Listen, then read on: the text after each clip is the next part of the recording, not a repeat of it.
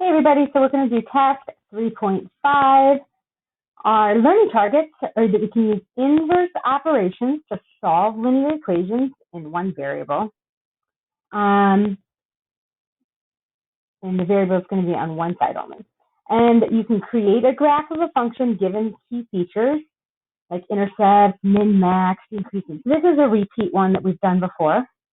And you can write an equation of linear function given multiple contexts, a point and a slope, or 2 points, or a graph. So again, we are going to be doing this is going to be review, writing equations, creating the graph. That's section 3.4, just some refresher of that. And today's main topic, new topic, is going to be to solve these equations. So sometimes it takes more than one step to get the variable isolated. When we first tested equations in the last test, we only had one-step equations, and now we have multiple-step equations. So we're going to follow them, but what we're going to do, we're going to solve them, not follow them, solve the following equations. What we're going to do is we're going to make our little chart off to the side, and we always start with our x, okay? And we're just going to write down what we see. We see x being divided by 2, and then added by 5. And then we've done everything on this side of the equal sign, right? That's divided by 2, add by 5. So we say it's equal to 11. So now we work our way backwards. We're going to subtract 5 and multiply by 2. And what we're going to do today is we're going to show how to those same steps in a more traditional way on the equation. So I'm going to use a different color for when I solve my equation in the traditional way. I'm going to draw a line down my equal sign, so I don't move that. Every time when I finish, my equal sign should be straight there on the line. I'm not going to waver from that line, okay? But I'm going to do my steps the same way we're going to do them if we were using our backtracking table here. It says 11 minus 5, so that's exactly what I'm going to write, 11 minus 5. I'm going to put it underneath the 5 on the other side too, because where else would I put it besides the 5? So that means I'm going to subtract 5 minus 5, which is 0. It's eliminated, it's gone. And I do 11 minus 5, which is 6.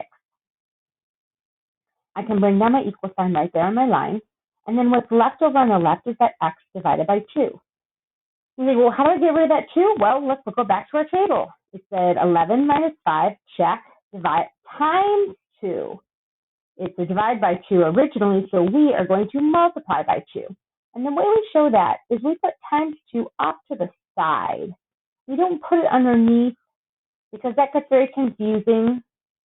X divided by 2 and then put times 2 underneath that. We put multiplication when we do on both sides on the sides. So 2 and 2 cancel because 2 divided by 2 is 1. And I'm left with 1x or just plain old x, what I want. And here, 6 times 2 is 12. So there's my answer. If you were to type into your calculator 11 minus 5 times 2, 11 minus 5 enter times 2 enter, you would also get 12. So this is 2 different ways to show your work. So let's try the next problem. I'm going to draw my table. Start with my x, which is right here. Closest. Let's see. The first thing that's happening to that x is that times 5, because that's what's closest to the x. So close it's touching, right? And then also on top of that division sign is your minus 3. So that has to happen next. And then the last thing they wrote down is that divide by 2. That's equal to 21. So on our way back, we are going to multiply by 2. Instead of minus 3, we will add 3. Instead of times 5, we will divide by 5. We can do those same exact steps in the traditional manner over here. Bring down the lines of equal sign. The first step, times 2, remember, off to the side. We could have 5x minus 3 equals 42. The next step is times 2, check. Plus 3, plus 3, plus 3. And I get that canceled, so I get 5x, and I get my equal sign right on the line, 45. And now divide by 5, okay, divide by 5. Notice I'm using fraction bars for division, not using this division sign over here when I'm on the equation. equation. I just put the fraction parts. 5 divided by 5 cancels because that's 1x. I get x equals 9. If you type in your calculator 21 times 2, enter, plus 3, enter, divide by 5, enter, you get 21 over here. Oh, sorry. You get 9 over there. Undo. 9. Same answer, 2 different ways. All right, let's try one more. Well, let's try a few more. Make our table first. X is here. Closest thing is times 5 plus 9 equals 24. The opposite of plus 9 is minus 9. The opposite of times 5 is divide by 5. So that's the order I'm going to do my steps. I'm going to subtract 9 first. I'm going to subtract 9. Don't forget that line for the equal sign. Super important. Prevents us from making mistakes a lot of times. So 9 minus 9 is 0. It's eliminated. It's gone. Bring down to 5x. Equal sign right on the line. 24 minus 9 is 15. And I go back to my table. Oh, I see a divide by 5. So I'm going to divide using the fraction bar by 5 on both sides. 5 over 5 cancels because it's 1. I have 1x, which is what I'm looking for, equals 3. That also equals 3. You can finish it in both ways. All right, let's do a table for the next one. Y is our variable we're starting at. Why don't you pause it, try it on your own, and then check your work. Go back. The first thing you would have done is say, well, that y is right next to the 4, so I'm going to put times 4. And then I'm also subtracting 4, and that equals 16. So I'm going to add 4 and divide by 4. And that is, here's your line for your equal sign, plus 4,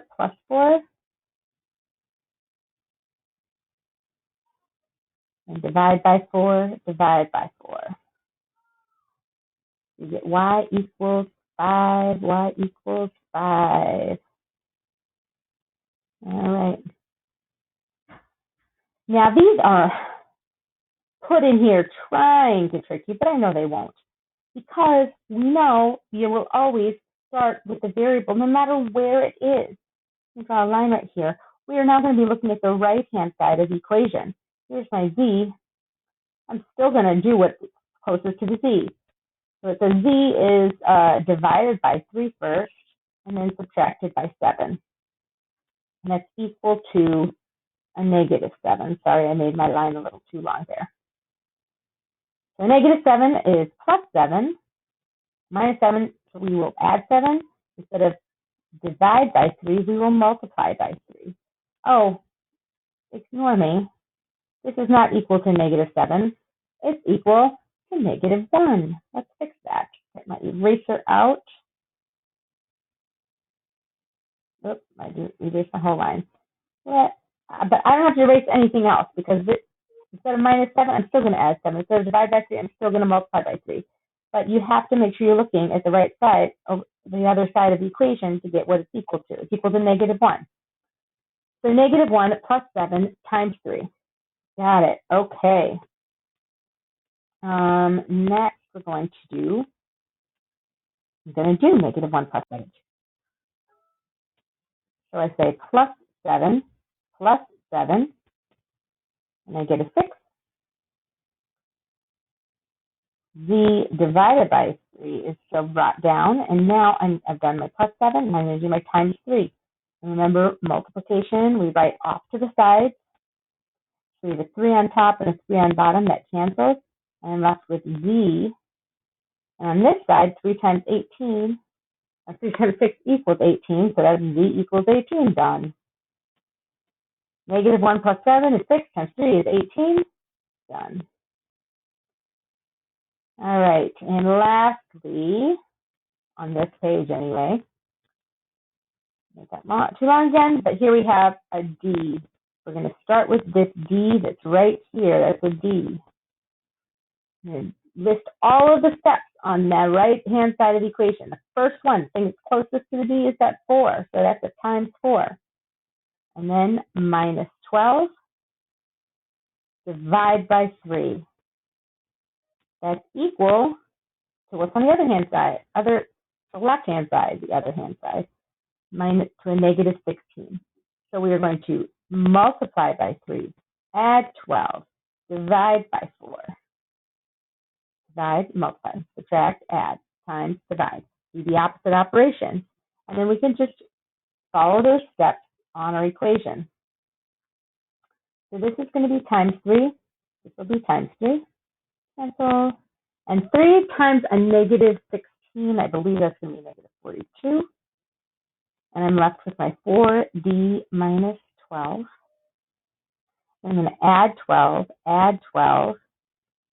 I get negative 30 equals 4d. The 12 cancel. And so I've done my times 3, I've done my plus 12, and I'm going to divide both sides by 4. And here I have d equals, that doesn't go in evenly. Does that mean I did it wrong? No. It just means that the answer is not a whole number. In this case, it's going to be negative 7.5, or you could write it as negative 7.5, or you could just reduce that to negative 15 over 2. So any of those are fine. Decimals are okay if they're exact decimals.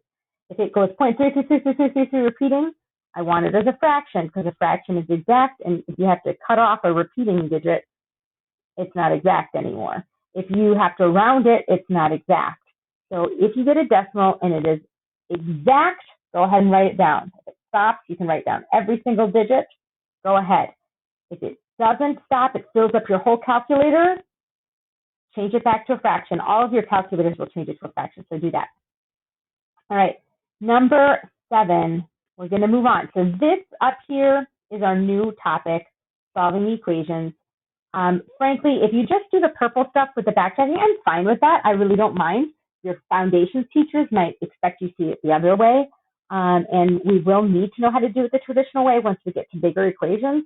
But if you can do the purple thing with the backtracking, and you can get the right answer consistently, I am fine. Okay, but we do need to know how to solve equations. This is going to be one of our review problems. It says graphing linear functions review. So if you recall, actually, you know what? Let's do the writing linear equations review first. And then I'm going to say, if you recall, we write linear equations in the same way every time. And that is, we are going to say, let's do this. We say f of x equals, and we say our starting output, that's a y value. And the next thing we're going to put is our slope. And then on every problem, we're going to have x minus, new color, that'll be pretty, a starting input. Starting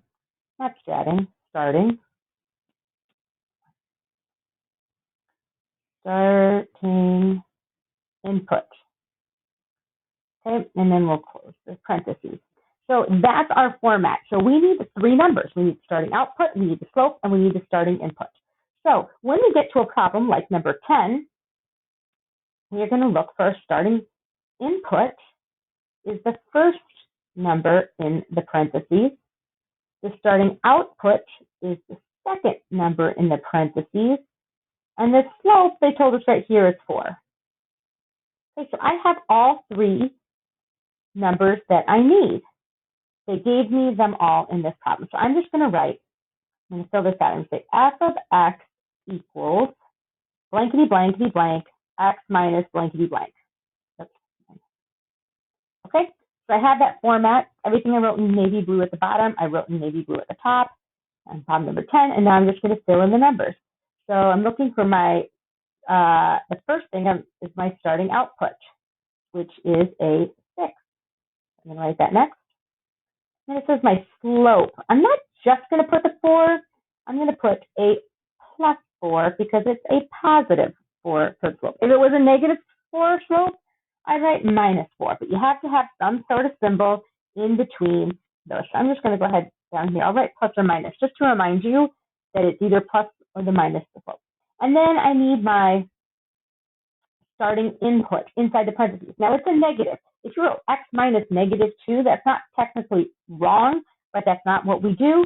We make that negative, we use that negative to make this into a plus sign, and we say, oops, I wrote a plus 2. So minus negative 2 is x plus 2. And there's our equation. So we're going to do this again. Now we're going to do, but this time, they gave us all the information again. So I'm going to write f of x equals blankety blank, x minus blank. And we are going to mark this up and say, well, they told me my slope is 4/5. Got it. They told me I have a point already here, so I have input is 1 and output is a negative 7. I have all that information and I am ready to go. I'll start with my output, which is negative 7. Put in my slope, which is a plus 4/5. And then I have a minus my input, which is a 1. Since it's a positive 1, I just leave it as x minus 1 instead of changing it to a plus sign.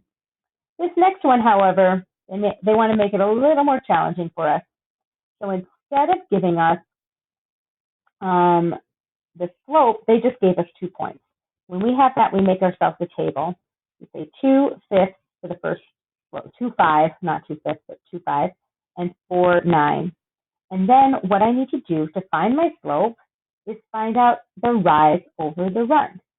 So I look at the right-hand side. Over here, it's going up 4. That's my rise. That's a change in my y values. Over here, it's going up 2. So my slope is going to be the change in the y over change in the x, which is equal to 4/2. I'm going to reduce that to just plain old 2. 4 divided by 2 is 2. Then I'm going to pick either point. I'm going to take 2 for my, I counted how many mistakes I made on this page, in this video. 2 is my starting x value, so that's the top x value, and 5 is the starting y value, because that's the top y value.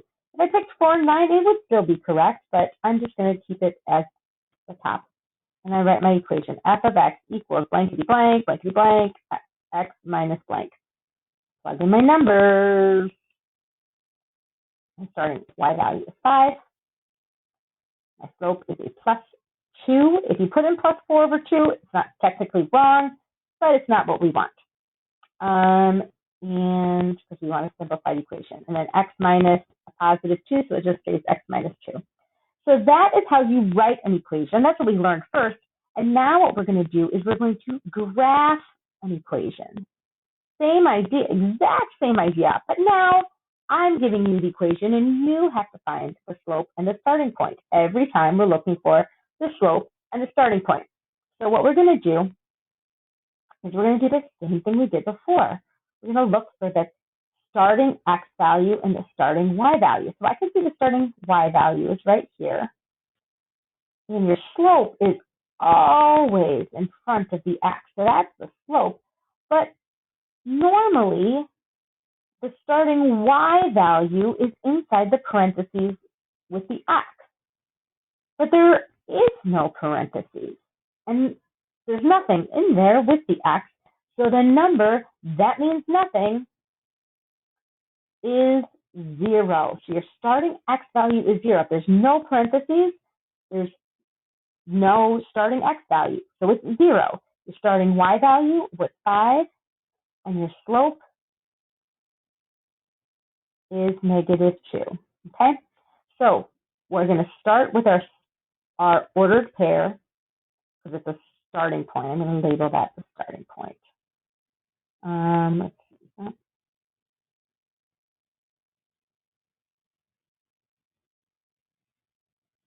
The starting point is 0, 5.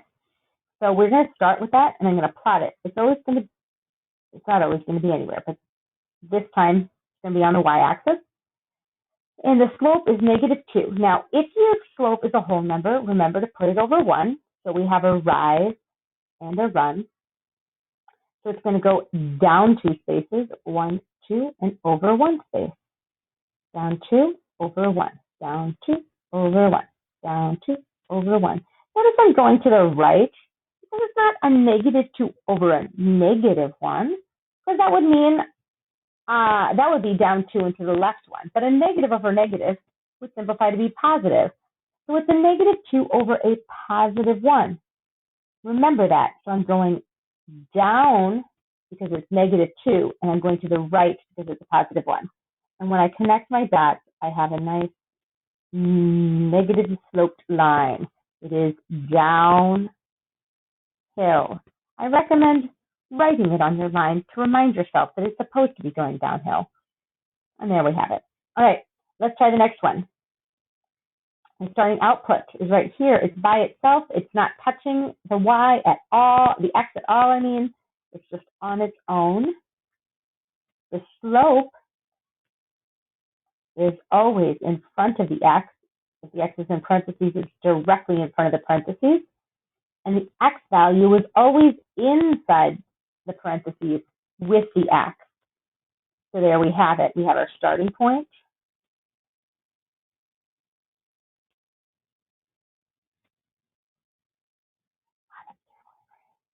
Is 3, 4. And our slope is 1/2. So we start at our starting point. 3, 4 is a point in ordered pair. 3 is the x value, 4 is the y value. Make sure you didn't plot 4, 3. And my slope is 1/2, positive 1 over positive 2, which means I'm going to go up 1 and to the right 2. So up 1 and to the right 2, and now I'm out of space. So the other way to make a positive slope is to make it -1 over -2. I just said before, a negative over negative is equivalent to a positive. So from my starting point, I'm going to go down 1 and to the left 2. I am making a positive slope line by doing 2 negatives. 2 negatives make a positive. So here we go. And it is uphill. So that's what it should be. Good. All right, last one of the whole video. This one is the weirdest one. Now, that only has one number. One number. What color do I highlight it in? Well, here's your hint. The number is directly in front of the variable. It's attached to the variable. And the number that is always in front of the variable is always your slope. So the only thing I know here is that my slope equals 3, or 3 over 1. So what does that tell me about my starting point? Is there no starting point? Well, there has to be a starting point. There's no parentheses. So the number that's inside the parentheses with your variable, your x, in this case t, if there's nothing there, it's a 0. But there's also no number that's totally by itself that we started with. So it is also going to be 0. I guess I should use blue for that. The y value is also 0. If there's just no extra term there, it's 0, 0, which means my starting point is going to be right at the origin. 0, 0. If it's just the term with the variable 3t, 5t, -2t, -3/7t, whatever, or x, it means there's no x value and no y value. So 0 and 0. So then I'm going to use my slope is going to be up 3 and to the right 1, positive and positive. 1, 2, 3, right 1. 1, 2, 3, right 1. Or we could write it as -3 over -1 because that would simplify to be a positive. 1, 2, 3, left 1. 1, 2, 3, left 1.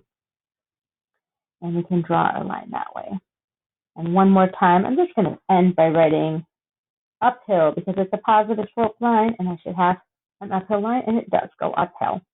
So that is that. I hope you caught didn't get caught up by any of my mistakes I made. And I will see you soon. Bye.